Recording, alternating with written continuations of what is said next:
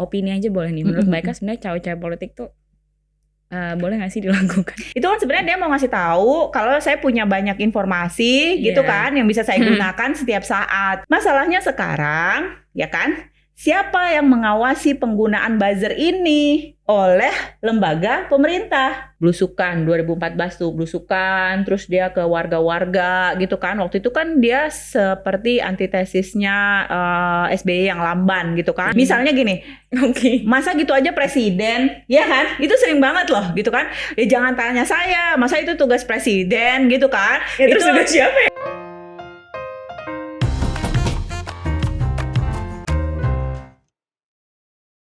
Halo teman-teman pemilih muda, selamat datang kembali di podcast For Your Pemilu, yang muda yang berpolitik. Jadi kali ini kita ada yang berbeda nih dari tamu kita. Kali ini bukan seorang pejabat, bukan juga seorang politisi. Jadi yang sekarang ada di kantor Tirto adalah seorang profesor associate untuk program manajemen dan kebijakan publik di Monash University Indonesia. Langsung kita sambut aja, ada Mbak Ika Karlina Idris. Halo. Makasih Mbak Nela ya. Halo. Perlu ditekankan ya, bukan pejabat, bukan politisi ya. Soalnya sebelumnya gitu Mbak. Jadi kayak pengantar dulu. Oke, jadi kita mungkin kenalin dulu ke teman-teman ya Mbak ya. Jadi Mbak Ika ini adalah seorang researcher dan juga dosen juga ya Mbak ya. Yang dia ini concern sama isu-isu analisis media sosial, terus habis itu kayak komunikasi publik, terus habis itu kebijakan publik juga gitu. Nah, jadi sebenarnya kita akan ngobrolin seputar pemilu dari segi atau dari sudut pandang media sosial gitu ya Mbak ya. Jadi kayak termasuk nanti kita ngomongin hoax, misinformasi, disinformasi kayak gitu. Termasuk juga kita akan ngomongin gaya komunikasi publiknya para pejabat kita gitu. Oh no. Oh no. Jadi oke, langsung aja Mbak, kita ngobrol-ngobrol nih. Ini pertanyaan pemanasannya, kapan sih terakhir kali Mbak Ika kayak ngerasa kalau misalnya ngelihat konten medsos tuh geleng-geleng kayak kenapa yang kayak gini yang viral nih gitu? Kapan terakhir? My God. Terlalu banyak apa? Ya, Aldi Taher. Oke. Itu bikin geleng-geleng. Iya itu, iya. Berarti dalam konteks positif. Dalam konteks negatif lah ya. Sebenarnya bahkan tadi pagi atau kemarin gitu ya. Karena saya pikir itu udah reda dengan sendirinya ya, kegilaan itu. Tahu-tahu ada diposting lah sama ketua partainya kalau nggak salah videonya. Jadi kayak oke, berarti mereka memang mau menggunakan strategi ini untuk biar tetap jadi bagian dari conversation ya atau percakapan publik ya. Iya. Terus mungkin berarti kan maksudnya kita ngomongin soal konten-konten medsos gitu ya Mbak. Sebenarnya kalau misalnya menurut Mbak Ika sendiri gimana sih medsos sekarang ini? Apakah kemudian kita udah bisa bilang dia udah jadi ruang publik yang dalam tanda kutip kayak efektif gitu? Meskipun kita mungkin jadi perlu mendefinisikan efektivitas itu ya, tapi maksudnya apakah kemudian kita sebenarnya masih punya PR nih soal hoax, soal misinformasi kayak gitu. Ini pertanyaannya siang-siang berat ya gitu. Karena tahu nggak, pertanyaan itu juga ditanyakan sama penguji disertasi saya loh. Kita udah setara penguji disertasi. Iya, jadi waktu itu, jadi memang disertasi saya itu tentang public sphere. Jadi saya bilang kayak ini sebenarnya banyak manipulasi public sphere ya. Public sphere itu kan sebenarnya adalah tempat di mana kita bisa berdiskusi apapun, tapi dengan ide yang saling jadi kita saling menguji ide kan di situ. Jadi situasinya kondusif. Awalnya kan dari tempat minum kopi gitu ya, kondusif, sehingga dari situ sebenarnya kita bisa mengambil ini sebenarnya sarinya ini adalah yang bermanfaat untuk kita idealnya gitu kan. Nah, tapi kan kita tahu sekarang itu banyak diskusi-diskusi atau postingan-postingan yang memang udah dimanipulasi gitu ya. Dimanipulasi ini baik dalam segi kontennya maupun dalam segi engagementnya gitu kan. Ataupun dalam segi mana yang naik, mana yang turun gitu ya, viralitasnya gitu. Kayak di Twitter itu kan kita udah sama-sama tahu ya, biasanya kalau mau jadi menarik perhatian, awareness kan naikin di Twitter dulu dengan harapan diambil sama media massa gitu kan. Nah pertanyaannya kan sekarang adalah di mana sih medsos ini kan banyak. Medsos ini kan kalau kita ngomong medsos bukan cuma social networking sites ya, tapi kan juga platform percakapan kayak WhatsApp atau platform yang sekarang lagi jadi debat nih, apakah dia platform jualan, apakah dia platform sosmed gitu kan. Iya. Nah, soalnya sekarang semuanya ada jadi satu. Semuanya ada jadi satu gitu kan. Nah, dan sebenarnya pertanyaannya adalah ruang publik mana atau platform mana yang bisa menjadi ruang publik terbaik untuk setiap topik dan untuk audiens gitu kan. Nah, jadi kita ini sebenarnya sekarang masih mencari sebenarnya mana sih ruang publik yang ideal gitu kan? Mana sih platform-platform yang ideal? Pertanyaannya adalah jawaban dari pertanyaan itu apakah bisa jadi ruang publik? Menurut saya ini lagi-lagi tergantung isunya, tergantung platformnya. Karena kan sekarang kita nih pakai platform udah, kalau dulu karena masih sedikit kita di platform itu aja gitu kan, misalnya di Friendster zaman dulu gitu kan, tapi karena sekarang udah beragam, fungsinya pun akhirnya beragam. Jadi kita kalau ke kelompok yang ini untuk diskusi yang ini, kita cuma ke platform yang ini atau platform yang ini tapi yang private account gitu ya, itu macam-macam. Jadi menurut saya sih yang paling penting sekarang adalah bagaimana platform itu bisa menjadi tempat yang kita semua nyaman untuk berdiskusi gitu ya. Oke lah ada hates gitu ya di sana, ada kritik, tapi pada akhirnya sebenarnya apa sih sari-sari yang bisa kita ambil?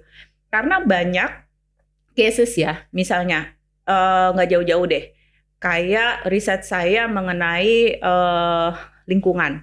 Kita tahu di pemilu 2019 itu ada film dokumenter yang viral namanya Sexy Killers kan. Kita semua nonton dan itu katanya kan itu membuat orang, utamanya anak muda jadi golput ya kan. Nah, dan karena itu kan seminggu sebelum election ya kan. Nah, terus dan itu memang jumlah komen kan kita nih sebagai peneliti tadinya menaruh harapan ya, oh jangan-jangan komen di YouTube bisa jadi tempat untuk diskusi ya soal lingkungan hidup, karena itu salah satu komen yang paling banyak dibandingkan video-video debat capres loh. Tapi waktu kita analisis gitu ya komentarnya sekitar 100.000, itu ternyata tetap tentang cebong kampret waktu itu.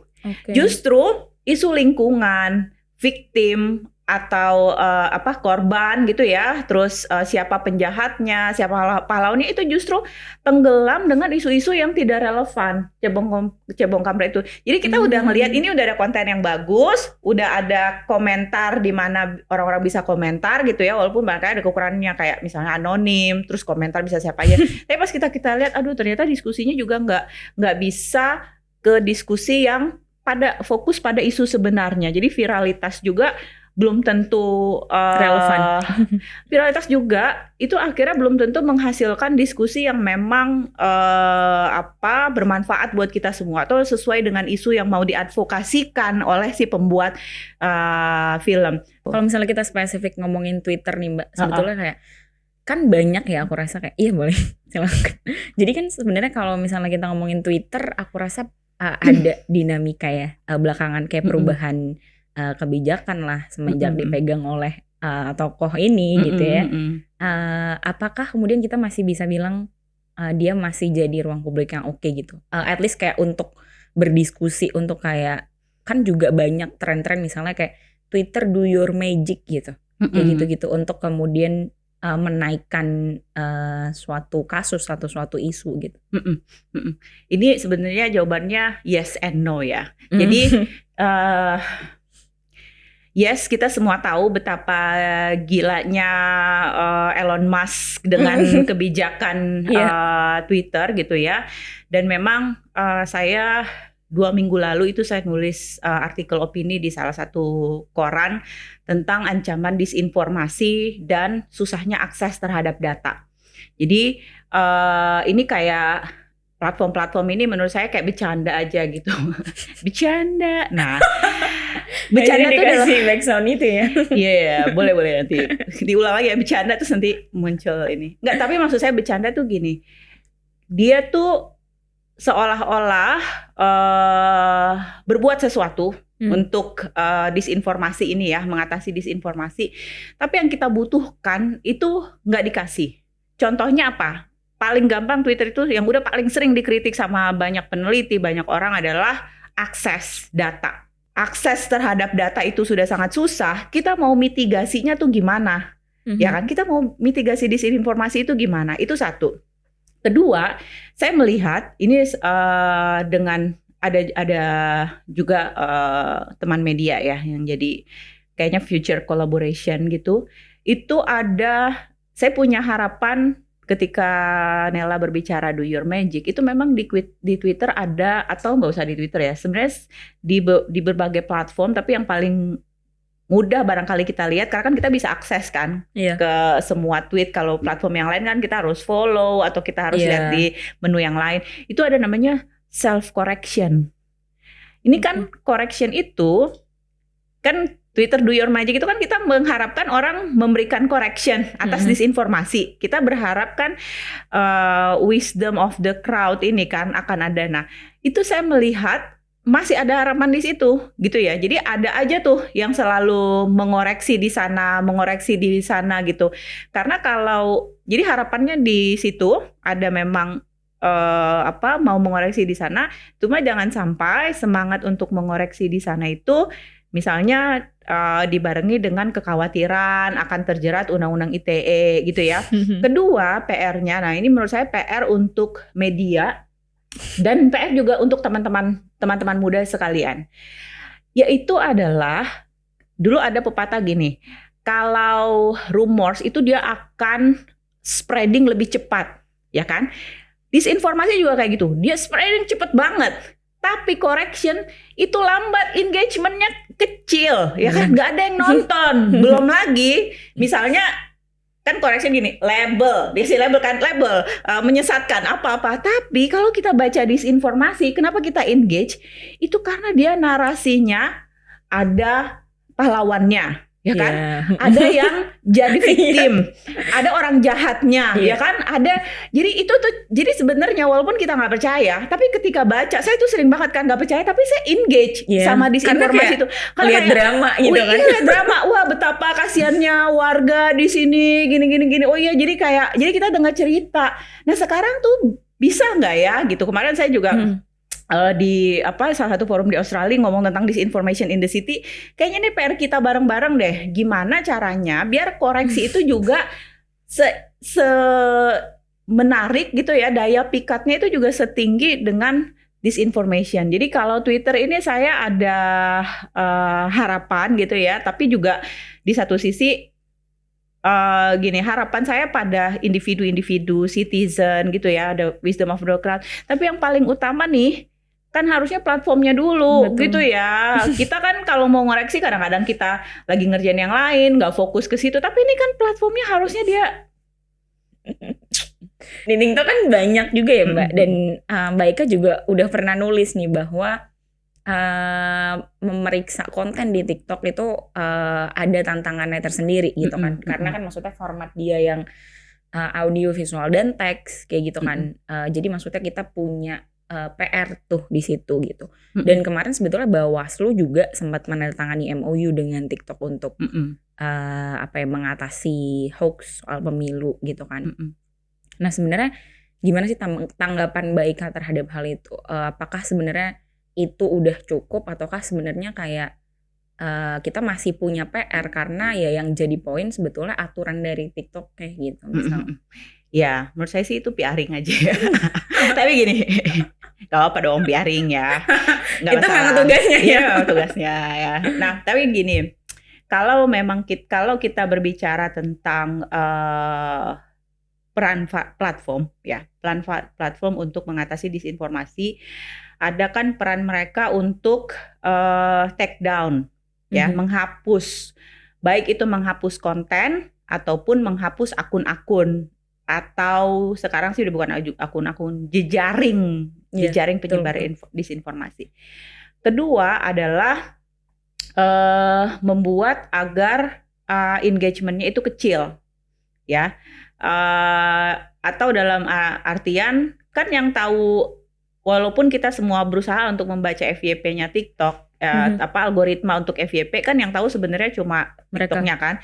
Itu gimana sih biar itu nggak FYP gitu?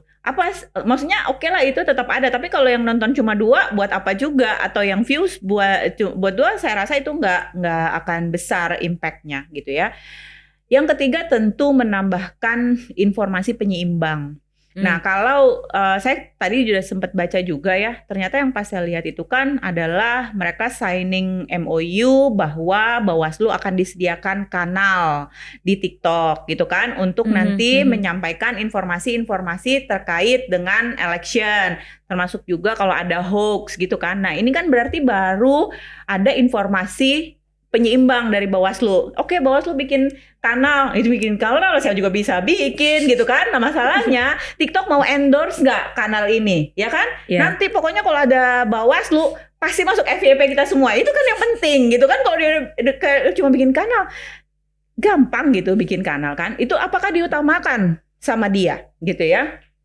Terus, dan apakah juga kalau ada disinformasi itu mau di take down apa enggak gitu. Jadi apakah cuma kerja sama bikin kan, itu makanya saya bilang tadi PRing, kok ini kayak PRing aja gitu. Padahal kan ada 2 yang lain yang belum dilakukan. Nah itu juga harus gitu ya. Dan terkait yang tadi berkaitan dengan disinformasi di TikTok itu susah. Sebenarnya lebih kepada semua yang bentuknya adalah multimedia. Itu memang lebih susah. Kenapa? Karena kalau kita lihat, kan sebenarnya multimedia bukan cuma TikTok ya, di Instagram juga ada, di Twitter juga ada, Reels juga ada. Nah, atau WhatsApp juga ada kan sebenarnya. Tapi kan kalau ngeceknya berita gampang ya, kita cuma lihat statement-statement. Tapi kalau di multimedia itu kadang-kadang harus ditonton sampai terakhir. Karena kadang-kadang belum muncul tuh di 30 detik pertama, kita masih terbuai dengan misalnya yang benar gitu kan. Lama-lama pas terakhir-terakhir tulisannya lah yang beda gitu kan, lagunya lah yang tiba-tiba ganti apa. Nah itu jadi banyak multimoda namanya. Jadi banyak yang harus dicek sehingga apa? Waktunya lebih panjang meriksanya. Yang kalau cuma teks kita cuma baca terus kita cari-cari. Tapi ini kan kita harus lihat benar nggak tuh videonya, benar nggak sih suaranya. Kan di TikTok atau di video itu kan kadang-kadang ada yang suaranya apa. Terus nah itu kan harus dicek semua, itu kan susah gitu kan. Nah sehingga kayak ya kerja keras nih dengan multi moda yang kayak gini. Dan akhirnya ya menurut saya tetap yang utamanya tuh ada di platform. Kenapa? Kalau dia kan kita ini rame-rame kan kerja periksa dan segala macam, tapi kalau tempatnya sendiri masih bermasalah, platformnya sendiri nggak melakukan sesuatu yang lebih gitu kan, itu akan kayak membuat kita kerja lebih keras doang, terus kerja dia apa dong? Oke. Tapi Mbak, kalau misalnya masih soal yang tadi ya, berarti apakah kemudian idealnya pemerintah tuh minta medsos atau misalnya kayak TikTok secara spesifik untuk kemudian merevisi atau memperbaiki regulasi mereka, itu visible nggak sih? Karena gini nih, kalau yang saya lihat sekarang atau di mana-mana tuh nggak cuma di platform gitu ya. Kalau kita berbicara tentang kebijakan itu biasanya kecenderungannya kalau mau gampang ya kan, kalau mau gampang kan one policy for all, ya kan? Kita bikin policy ini berkaitan dengan standar komunitas kita gitu kan, tapi kita pakai juga di Indonesia, kita pakai juga di negara yang berkembang gitu kan, kita pakai juga. Nah, tapi apakah itu sesuai? Kalau menurut saya itu belum tentu. Jadi harusnya nih pemerintah mereka bilang ke platform, policy yang ini itu nggak cocok loh buat di Indonesia. Atau misalnya gini, oke, kita udah men-take down. Itu kan selalu, tapi kenapa sampai sekarang masih ada? Jadi kan mereka sebenarnya nggak transparan ya. Kalau menurut saya tuh harusnya dia kasih report bulanan berapa yang dia take down ya kan, terkait dengan apa gitu. Dan dan itu harusnya dia saya bukan orang data science, tapi saya dikit-dikit tahu lah, dan itu sebenarnya bisa dilakukan gitu loh. Masalahnya adalah dia mau put resources apa enggak. Jangan sampai seolah-olah ada komitmen gitu ya. Oh, kita memberikan dana segini agar mencegah disinformasi di Indonesia gitu. Tapi yang dia lakukan sendiri tuh apa gitu. Jangan fokusnya ke eksternal gitu ya, literasi, penguatan cek fakta, penguatan warga gitu kan. Tapi tahu-tahu di sininya enggak. Nah, ini harusnya udah bisa tuh sama pemerintah dipanggilin. Kan kemarin katanya Kominfo mau bikin dewan pemantau media sosial atau apa gitu, tapi mungkin sekarang lagi teralihkan dengan isu-isu ini kan, video porno dan judi online, jadi lupa. Mungkin inilah saatnya ya, balik lagi fokusnya bentar lagi. Ini harusnya segera nih gitu ya. Misalnya nanti kita highlight ya yang bagian ini. Ini tadi mungkin kita udah sedikit singgung yang soal buzzer ya. Berarti kan tadi juga ada peran-peran buzzer di situ kan, dan ditambah dengan ya platform yang nggak cuma TikTok mungkin ya, tapi maksudnya format yang baru kayak misal audio visual dan teks kayak gitu. Sebenarnya gimana sih menurut Mbak Ika kayak melihat pertarungan buzzer di pemilu sekarang? Apakah kemudian akan ada pola yang sama, misalnya kayak mengulang politik identitas kah, kayak black campaign kah? Pola yang sama dengan pemilu 2019 ya? Ada nggak sih, ataukah kayak kita udah bergerak berbeda nih gitu?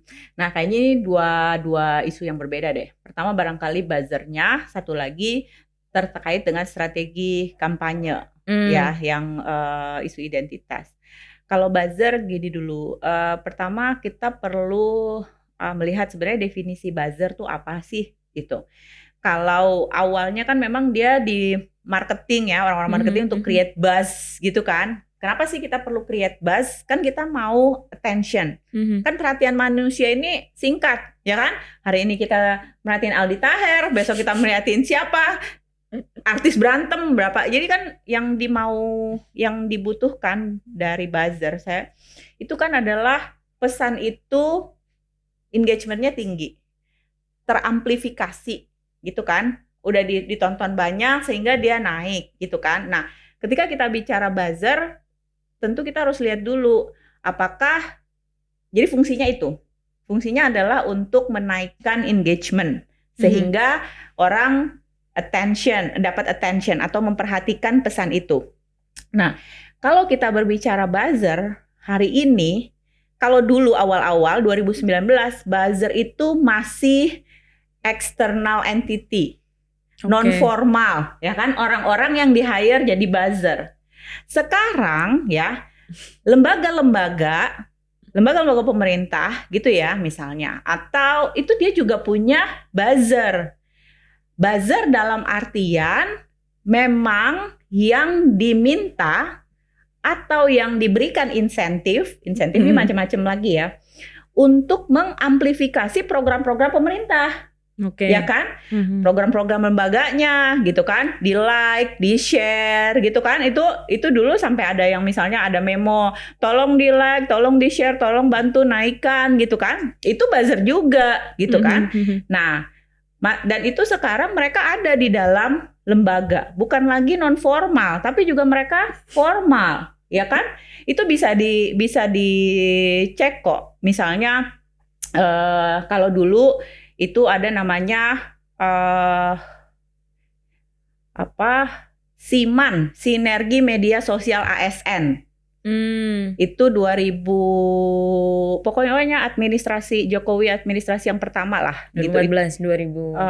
Mungkin 2018, 2019. Aku SIMAN itu dengerin soal itu tuh Mbak, yang Mbak Ika cerita di Historia yang soal itu ya.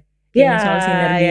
Jadi SIMAN itu memang dia ASN yang memang dikasih tahu bahwa ini kita harus ada disinformasi, ada ekstremisme, ada terorisme, sehingga harus kita mengamplifikasi pesan-pesan pemerintah gitu kan, dan itu resmi. Terus ada juga misalnya kayak di Kementerian Keuangan ada namanya Employee Advocacy. Jadi pegawai-pegawai Kementerian Keuangan diminta untuk mengadvokasi program-program Kementerian Keuangan. Masalahnya sekarang, ya kan, siapa yang mengawasi penggunaan buzzer ini oleh lembaga pemerintah, ya kan? Kan ini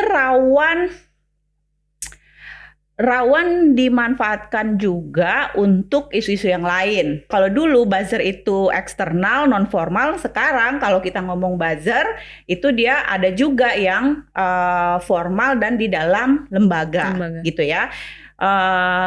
Macam-macam lah, nanti silahkan cari tahu sendiri. Nah, sekarang masalahnya ketika Mbak Nela nanya, ya kan, untuk pemilu masih ada buzzer Kak? Pertanyaan saya dulu, buzzer yang mana? Ya kan?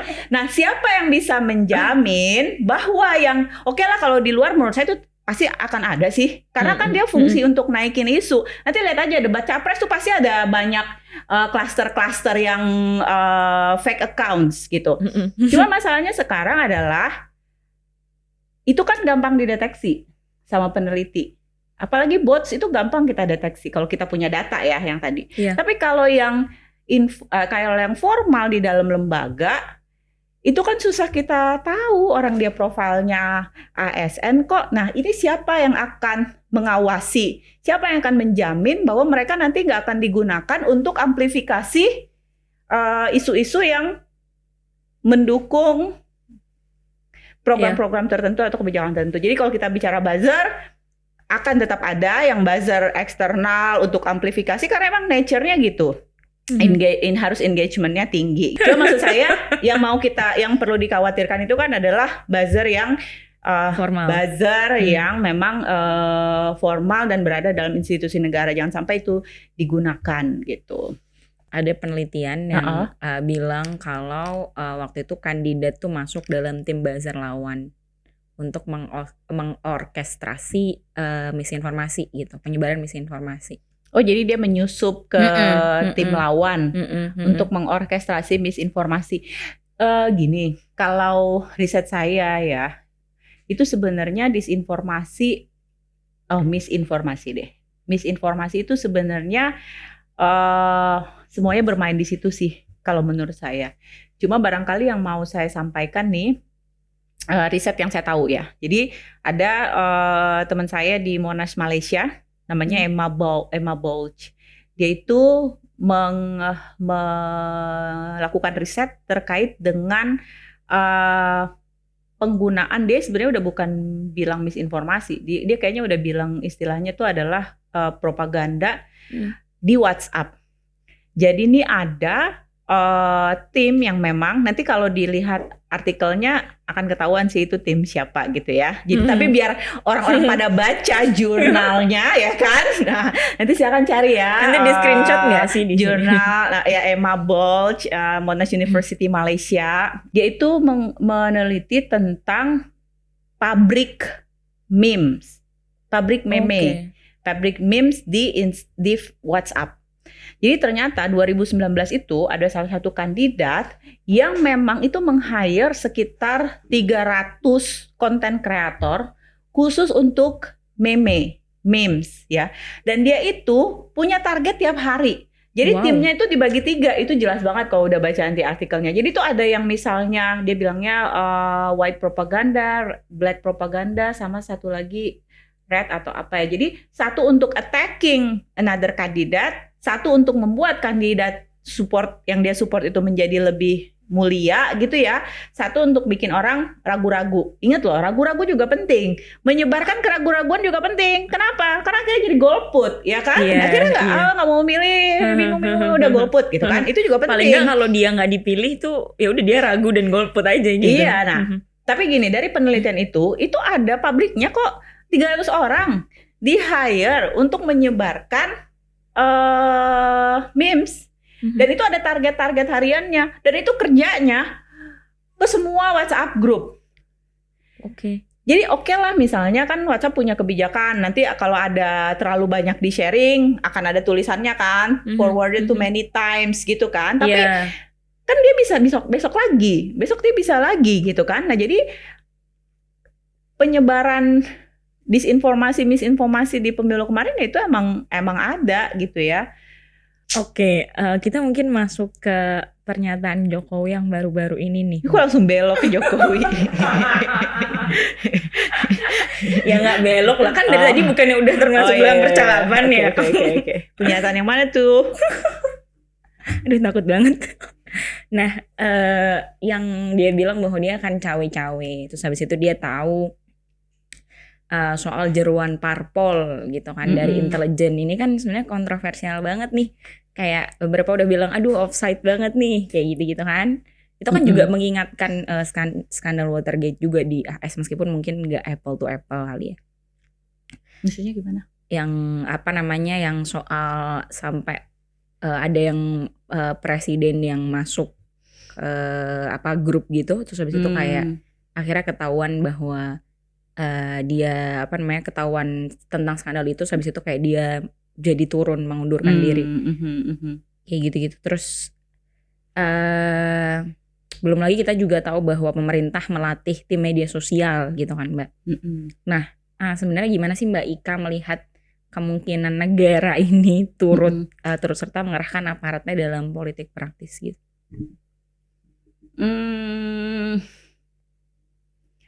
Kalau yang turut serta politik praktis itu saya sampai sekarang jujurly ya belum ini ya, maksudnya memang tidak ada data-data yang bisa saya pakai gitu ya, dan memang nggak ada ya sulit lah bagi saya untuk menilai karena memang fokus saya nggak ke sana gitu. Cuma memang kalau walaupun bukan negara, sebenarnya ada kasus yang baru-baru ini terjadi yang agak menurut saya tuh mempertanyakan nih sebenarnya etika politiknya di mana sih, yang kepala daerah sebut saja namanya Gibran dan Bobi kan itu mempromosikan ya untuk memilih capres tertentu gitu kan. Terus udah ini juga sama Bawaslu ya. Terus kata Bawaslu diberikan ke Kementerian Dalam Negeri ya untuk bahasanya tuh, pokoknya nggak ada sanksi tapi diberikan ke Kementerian Dalam Negeri. Nah kalau saya sih berkaca dari situ aja, kok bisa sih sampai ada statement ini, kan harusnya dia bisa membedakan dirinya sebagai pejabat publik yang harusnya dia serving warga, dan dia harusnya bisa membedakan dirinya ketika jadi bagian dari partai. Kalaupun misalnya kan kita kan susah ya membedakan kapan pejabat publik itu dia pakai baju partai, kapan dia pakai baju dia sebagai pejabat publik. Oke lah, misalnya dia datang acara partai terus dia pakai baju partai, ya udah benar gitu kan. Tapi ketika di luar itu kan kita tetap melihatnya dia adalah pejabat publik. Dan ketika ada sampai statement-statement kayak gitu, walaupun nggak menggerakkan, saya udah melihat ada kayak favoritism ya. Jadi kayak lebih senang ke sini ya. Harusnya kalau dia mau endorse, dia bilang yang jangan lupa ya gunakan hak untuk memilih pemimpin siapapun yang terbaik yang gitu. Jadi itu sih paling yang mau saya sorotin. Tapi kalau ada pengerahan, saya kurang ada datanya untuk berbicara. Nggak evidence based ya, takut ya. Iya. Kalau tadi Mbak mungkin kan nggak concern ke situ ya, tapi menurut Mbak Ika nih, opini aja boleh nih. Menurut Mbak Ika sebenarnya cawe-cawe politik tuh boleh nggak sih dilakukan? Kalau saya sih ngeliatnya gini, ini mungkin barangkali sebagai catatan aja ya terkait dengan komunikasi politik Pak Jokowi ya. Jadi dengan adanya kayak gitu, itu sebenarnya yang saya mau, kan gini, orang tuh kalau komunikasi itu kan pasti ada tujuannya, ya kan? Sebenarnya apa sih tujuannya apa sih tujuannya berbicara kayak gitu ya? Apa sih urgensinya gitu kan menyampaikan kayak gitu kan? Nah, ini kan berarti kalau kita lihat secara sederhana ya, tanpa kita kupas di baliknya gitu kan.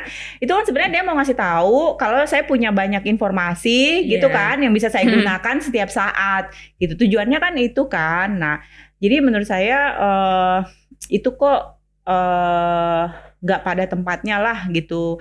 Dan emang harus banget ya, apa urgensinya sih sebenarnya apa sih menyampaikan itu sih paling catatan saya.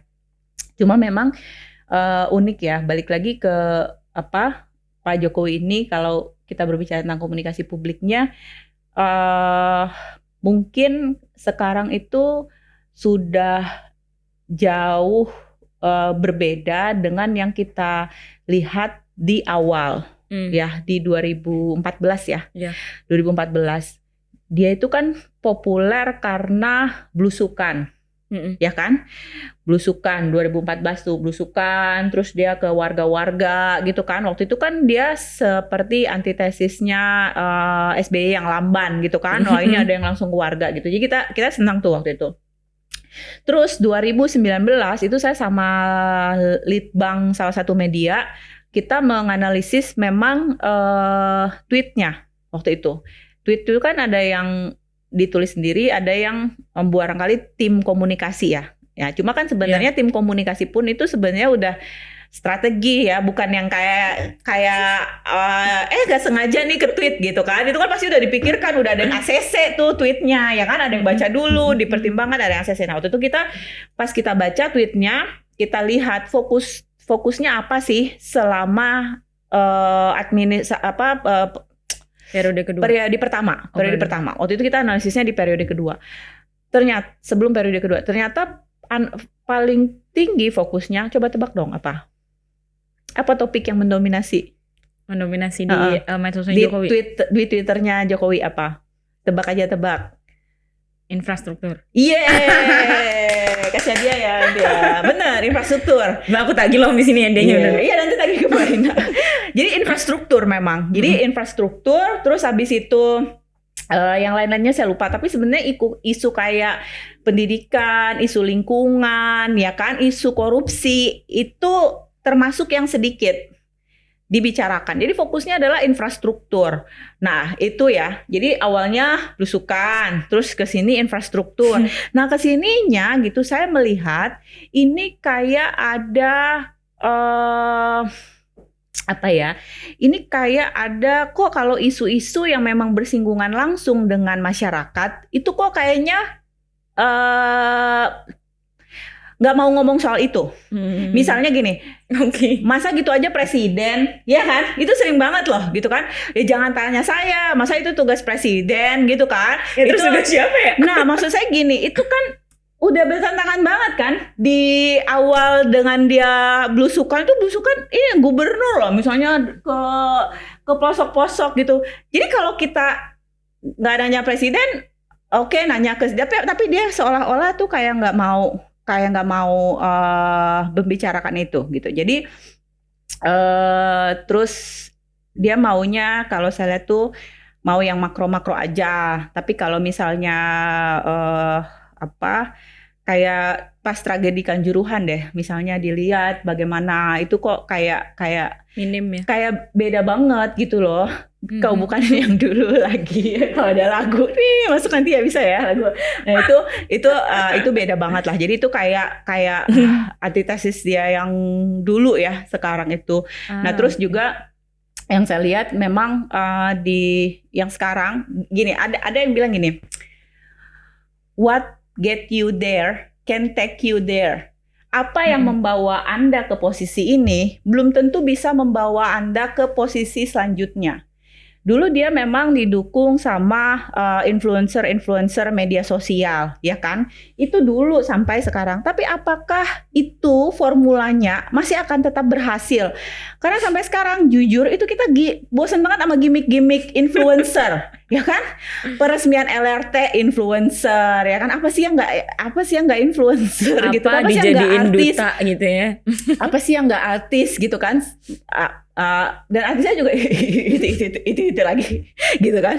Nah, maksud saya gini, aduh kok ini makin banyak gimmicknya. Oke lah, pertama kan dia nggak terkenal gitu ya, terus tahu-tahu dia mau dari Gubernur Jakarta, terus dia mau ke RI1, terus oke, masih menang juga 2019, tapi ini kita udah bosen gitu loh, kayak bisa nggak sih yang lain gitu. Oke lah, misalnya butuh untuk awareness ya kan, tapi sebenarnya kan ada ya strategi-strategi lain gitu. Apalagi kalau kebijakan publik ya. Kebijakan publik itu kan ada levelnya gini, orang aware, orang dukung, orang mau berubah. Ya kan? Kalau LRT, kita aware sama LRT, kita dukung LRT, dan kita mau pakai LRT. Tapi kalau yang pakai LRT, artis-artis yang nggak pernah naik kendaraan umum, itu kan ada disonansi ya. Jadi oke, kita aware tentang Raffi Ahmad, Gading, naik LRT, kita aware ada LRT gitu kan. Ya udah, terus abis itu sampai ke level sininya apa dong? Nggak bisa cuma sampai awareness aja kan. Kalau mau mengurangi atau misalnya naik kereta cepat, ya apa dong yang harusnya itu udah bukan kerja-kerja influencer, itu harusnya udah kerja-kerja social scientist untuk merubah pola-pola di masyarakat. Malah jadi mentok ke awareness ya. Iya, seakan-akan itu aja ya indikatornya. Berarti pergeseran komunikasi Jokowi kayak gitu ya Mbak ya? Kalau sejauh ini amati. Menurut pengamatan terbatas saya, barangkali ada juga yang lain. Sependek pengamatan kita. Iya, itu aja sih. Oke, setelah kita ngomongin soal Jokowi nih, kita sekarang bergeser ke Capres nih Mbak. Karena ada 3 ya. Oke. Yang udah bergaung nih namanya. Nah kalau dari ketiga itu menurut Mbak Ika, mana sih komunikasi publik yang paling oke? Atau misalnya mungkin mungkin kita nggak usah ngomongin paling oke ya. Menurut Mbak Ika tuh sebenarnya karakteristik ketiganya tuh gimana sih perbedaannya gitu? Kalau misalnya satu tuh lebih ke apakah gitu? Lebih safe ya rasanya. Ya boleh sih kalau ngomong lebih oke. Nanti itu boleh buat ini ya, kalau lebih mendalam topik podcast selanjutnya. Enggak. Jadi sebenarnya kalau kita ngomong komunikasi itu kan ada 2 faktor ya. 3 deh boleh. Ada 2. Yang pertama adalah ini, apalagi kita menganalisis komunikatornya dulu kan, orang yang melakukan komunikasi. Itu kan yang penting adalah pesan sama packaging atau artikulasi. Jadi pesan itu kan bisa sama, tapi kalau disampaikan dengan cara yang berbeda gitu kan, itu akan mendapatkan makna yang berbeda gitu kan. Misalnya, kamu cantik banget deh. Loh, itu muji apa intimidasi gitu kan. Nah, itu bisa sama tapi kalau disampaikan dengan cara berbeda. Nah ketika mengamati ketiga capres ini, barangkali perlu dilihat itu ya, artikulasi dan pesan. Dan yang satu lagi sih sebenarnya itu adalah audiens. Bagaimanapun kalau kita mau berkomunikasi itu kan kita harus menyesuaikan dengan audiens kita. Nah ini saya catat nih karena takut salah gitu. Nah kalau pertama saya lihat memang kalau yang Pak Ganjar dan Pak Prabowo ini barangkali memang masih sesuai dengan audiens yang di grassroots gitu ya. Jadi tapi kalau Pak Anies ini memang masih lebih kepada yang cocok barangkali untuk educated group ya.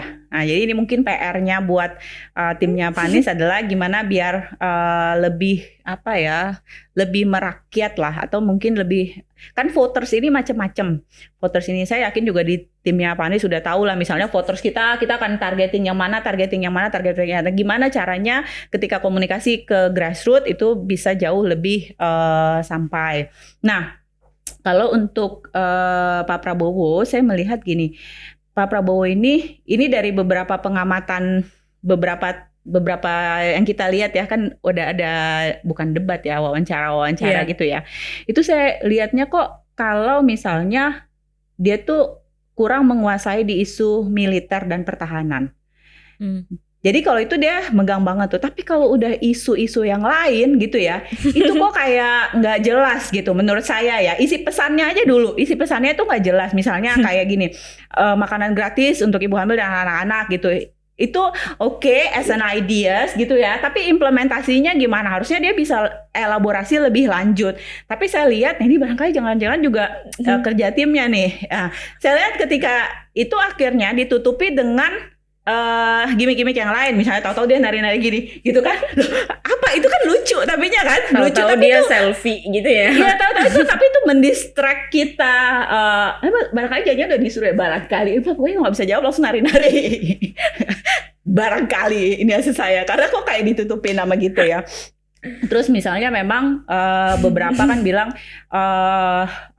temperamen gitu, atau barangkali berapi-api, itu sebenarnya masih agak kelihatan sih kalau komunikasi publiknya gitu kan. Jadi kayak bentar nggak mau diselat gitu. Nah kalau Pak Ganjar ini kok saya juga ngelihat ini kok kayak 11-12 sama Jokowi gitu ya. Jadi kayak apa mau meniru resep yang sama gitu ya, kayak ini bedanya apa, Kayak terus pakai formula yang sama gitu ya. iya gitu kan. Nah maksudnya ini kan itu kan tren 2014, tren 2024 harusnya udah beda ya gitu ya. Nah terus tapi memang dia lebih merakyat saya lihat gitu ya. Dan di sini saya ada catatan yang dia juga kurang dalam gitu ya, ketika dia berbicara isu, dia itu juga kurang dalam. Dan yang saya sayangkan kemarin gitu ya, itu sampai ada inget ya, maksudnya kalau kita di publik itu joke-joke itu pun harus disiapin. Bercanda lagi tegang itu susah loh gitu kan, walaupun udah latihan gitu kan, kalau nggak secara natural.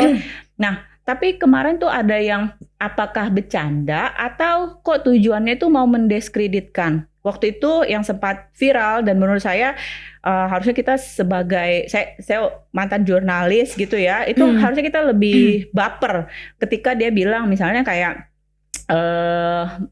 presenternya yang nanya, Anda ini kan lulusan 10 besar di UI, kok jadi MC lagi ya kan. Pertama gini, terus dia bilang saya jurnalis loh gitu kan. Terus kayak pertama kok dia bisa nggak membedakan MC sama jurnalis ya. Ini kita nggak mendiskreditkan MC ya, tapi kan beda skill gitu kan. Terus kedua gitu, terus orangnya udah ngomong ini saya jurnalis loh gini. Oh Anda harusnya jadi dosen gitu. Terus menurut saya itu kan berarti ada seolah-olah profesi dosen lebih tinggi daripada profesi jurnalis. Padahal menurut saya justru harusnya yang top 10 itu harus jadi jurnalis biar kayak Mbak Nana semua gitu kan. Nah, maksudnya ini pernyataan dosen loh. Iya, maksudnya gini, kan itu kan kalau kita mau bedah kok seolah-olah yang kalau Anda pintar ya jangan jadi jurnalis, kok kayaknya yang less smart gitu loh yang jadi jurnalis. Tapi kan kerja jurnalis susah ya kan, dengan disinformasi dan segala macam. Jadi itu kayak wah itu harusnya viral sih kata saya ya. Terus terakhir Pak Anies tadi udah ya, maksudnya kayaknya ini dia masih masih educated, padahal kan barangkali untuk yang grassroots bisa lebih inilah. Tapi saya senang gitu ya, dia bukan cuma diplomatis tapi juga dia straight to the point. Dan yang PR-nya Anies itu kan sebenarnya adalah gimana orang yang antipati di 2017 itu kan bisa diyakinkan dengan dia. Dan kemarin waktu menjawab terkait dengan AHY yang katanya dia mengkhianati AHY, menurut saya itu dia bagus cara jawabnya gitu. Dan itu I don't know kalau ada yang baper, tapi itu dia bisa lah dengan elegan menjawab di situ. Cuma memang PR-nya adalah kayak ya gimana ya biar pesan dia tuh lebih dekat lagi ke rakyat. Kalau Prabowo tuh kan banyak yang suka karena dianggapnya tegas gitu kan. Dan itu kalau kita lihat di daerah-daerah atau survei gitu kan, memang salah satunya adalah ketegasannya itu. Nah, jadi menurut saya mereka punya plus minusnya masing-masing, tinggal gimana untuk menyesuaikan dengan target votersnya. Tentu kan itu yang mereka mau kan. Penampilan di TV boleh gitu kan, tapi how to also convince your voters kan gitu. Ini udah kayak dapat analisis gratis dari analis. Iya, nanti tolong abis ini bikin 10 artikel ya. Ditanya hari pertama deh. Bercanda. Itu menarik sih, meskipun kemudian pernyataan Anies agak menggelitik ya soal sandwich generation. Terus dia bilang ya seharusnya itu menjadi ladang pahala. Kayak, oke. Ya, ya memang. Jadi itu apa? Kayaknya juga ada sekarang ini ya.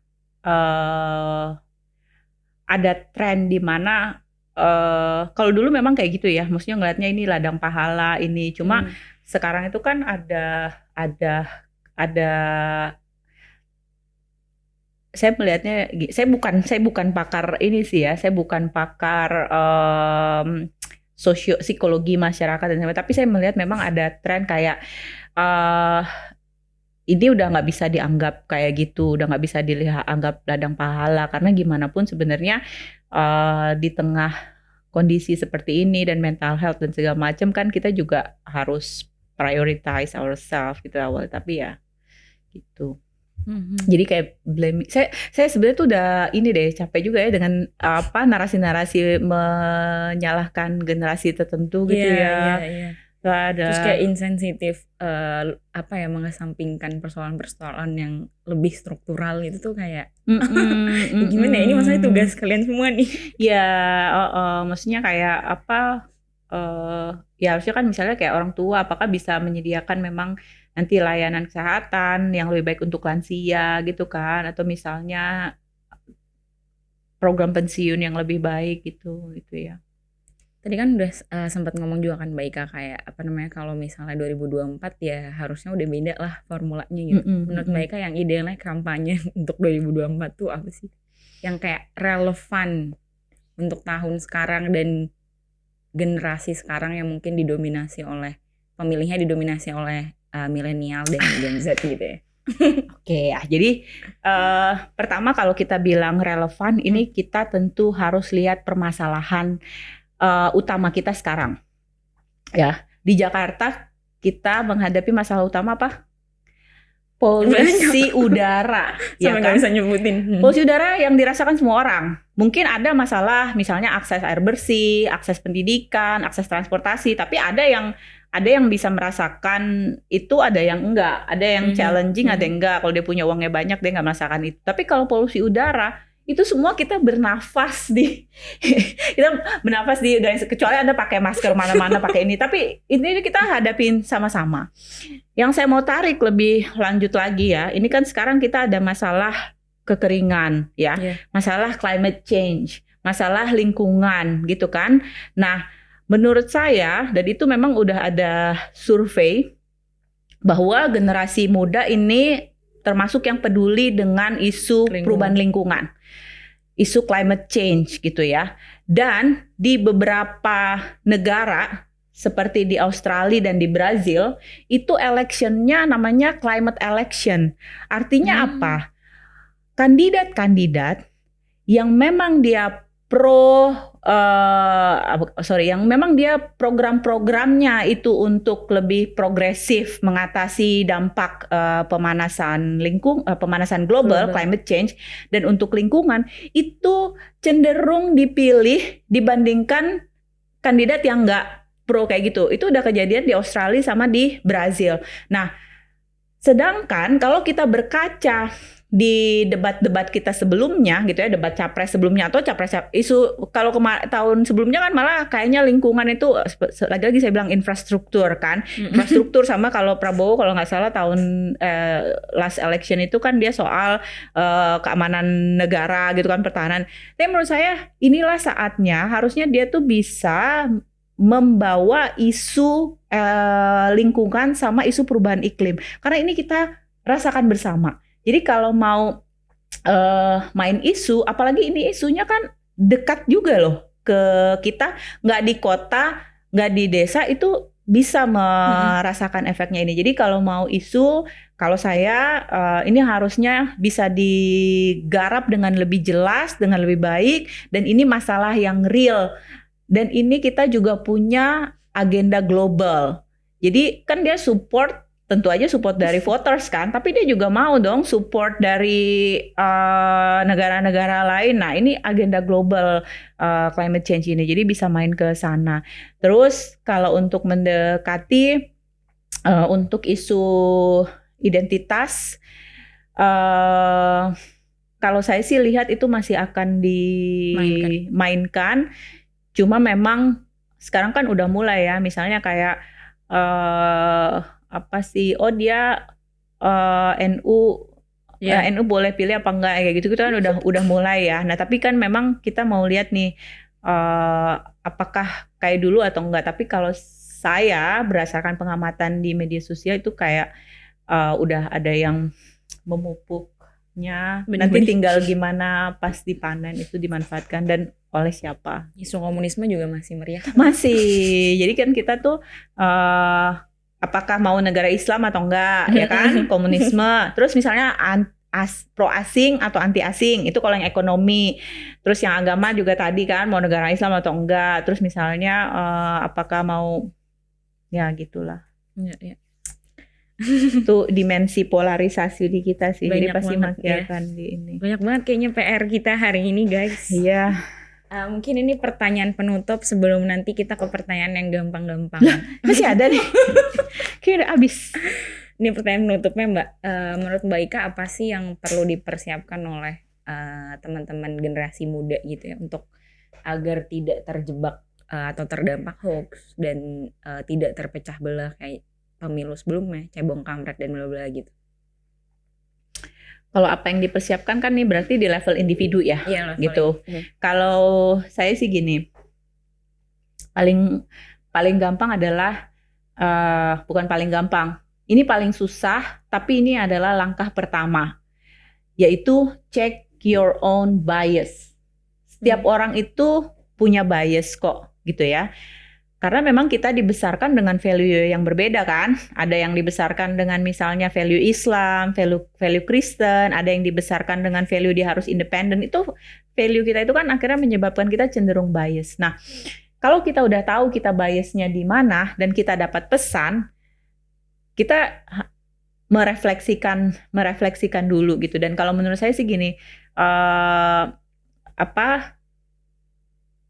karena refleksi itu butuh waktu gitu ya, takes time aja. Jadi riset saya di Malaysia sama di Indonesia tuh sebenarnya perbedaannya adalah orang Indonesia tuh akhirnya karena kebanyakan disinformasi ya.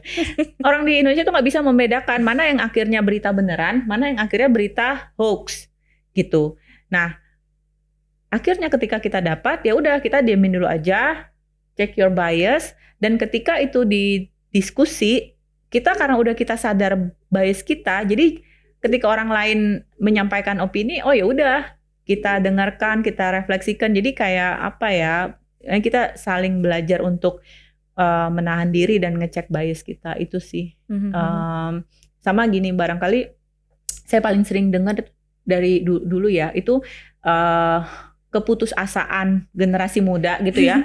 Nah, mereka putus asa dengan generasi milenial sini yang saya bagi menjadi bagiannya gitu ya.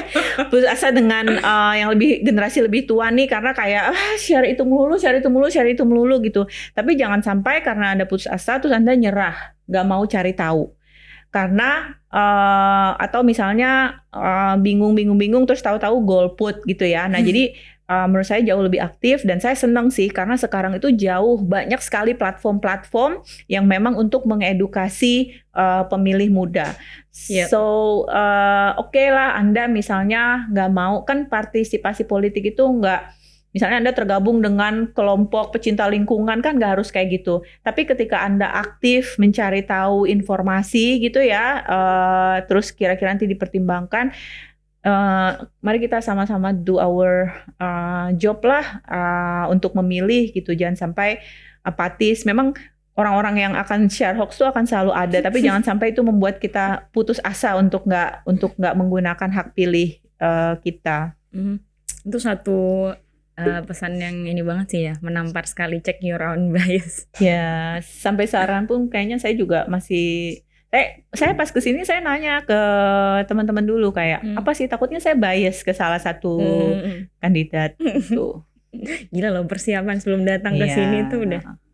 Nah, pastilah kita bias itu. Oke, kita sekarang ke pertanyaan yang gampang-gampang nih Mbak. Bener ya? Iya bener. Ini cuman kayak milih salah satu doang. Okay. Jadi kayak akan ada dua. Top of mind ya, mari top of mind ya. Dua opsi gitu ya. Oke. Tapi nggak cuma dua pertanyaannya, ada 5 lah. Oke. Yang pertama ada Twitter atau TikTok?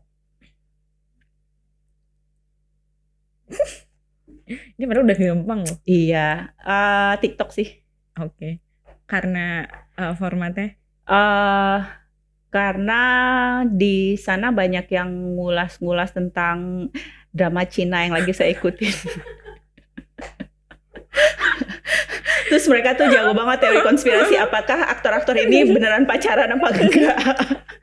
Terus saya nonton lagi. Gila, Mbak Ika ini sangat ini ya, youth banget ya jiwanya ya. Nonton drama, nonton. Oke, yang kedua Facebook atau Instagram? Instagram sih. Oke. Yang ketiga, kalau harus full time mau jadi dosen atau peneliti? Kalau full time, saya di sekarang berada di posisi yang enak banget. Jadi saya itu setengah di Monash. Nah, ini privilege yang gak dimilikin. Ini boleh pamer. Saya itu sekarang setengah tahun ngajar, setengah tahun meneliti. Oh. Jadi hidup saya balance. Okay. Tapi kalau boleh full time, sebenarnya mungkin ke peneliti ya. Karena emang ya ngajar saya suka sih. Tapi peneliti tuh kayak ada ininya sendiri juga. Dua-duanya saya suka sih. Makanya di Monash nih karena 6 bulan ngajar, 6 bulan enak meneliti. Banget ya. Ya jadi kita pas udah udah capek gitu kan. Jadi ngajar. Terus itu ini sekarang saya pas nih. Jadi ini sampai Maret saya nggak ngajar. Oh, jadi saya lagi fase punya meneliti. waktu datang ke sini. Kalau enggak saya nyiapin bahan ngajar. Gitu. Oh ya bagus lah. Pas ya momentumnya ya. Terus yang keempat, berkarir di Australia atau di Indonesia? Ini gak ada tendensi cinta negara sih. Jawab seenaknya aja. Oke. Berkarir ya. Kalau berkarir sih di Indonesia. Cuma kalau hidup barangkali yang langitnya lebih bersih sih. Saya kemarin dari Australia 9 hari, ya ampun bersih banget. Apalagi kita udah kena polusi itu bener loh. Anak saya ganti-gantian sakit. Cuma kalau berkarir saya lebih senang berkarir di sini. Di Australia juga tantangannya banyak. Cuma kalau karena kemarin di sini polusi, terus saya kesana nggak polusi, jadi kayak aduh bisa nggak ya hidup? Iya, banyak banget loh yang sakit sumpah. Iya. Oke, yang terakhir banget nih, beneran terakhir. Golput atau tetap nyoblos dengan prinsip lesser evil? Saya tetap nyoblos, saya belum pernah golput sampai ini. Apresiasi. Ingat ya, jangan golput. Saya harusnya jadi ini ya, jadi duta KPU. Abis ini diangkat. Ya teman-teman, gimana pun di seluruh dunia, bukan cuma di Indonesia, politisi itu memang belum tentu ada satu yang kita suka banget ya. Tapi yang paling penting adalah kata Mbak Nela tadi. Jadi kita pilih yang lesser evil gitu ya. Walaupun dia nanti akan berubah, tapi paling nggak jangan golput. Kalau kita golput itu nanti berarti kita nggak menggunakan hak pilih kita, atau berarti ya udah ada kesempatan nasib kita ditentukan sama yang lain. Oke, seorang campaigner, nanti bawanya campaigner. Ya boleh ya. Tolong KPU sama Bawaslu, KPU ya. Mending menggandeng Ika daripada apa? Kayaknya tetap Raffi Ahmad deh, followersnya jutaan orang. Kalau untuk awareness ya. Kalau untuk behavior boleh lah kita gitu ya. Oke, itulah teman-teman obrolan panjang banget sama Ika Karlina. Semoga mengandung banyak insight ya. Tapi teman-teman gak harus setuju semua sama yang kita obrolin. Kalau misalnya teman-teman punya opini yang beda atau punya kritik dan saran, silakan komentar di kolom bawah ini. Aduh, takut banget loh. Komen netizen. Sampai jumpa di episode For Your Pemilu berikutnya. Dadah.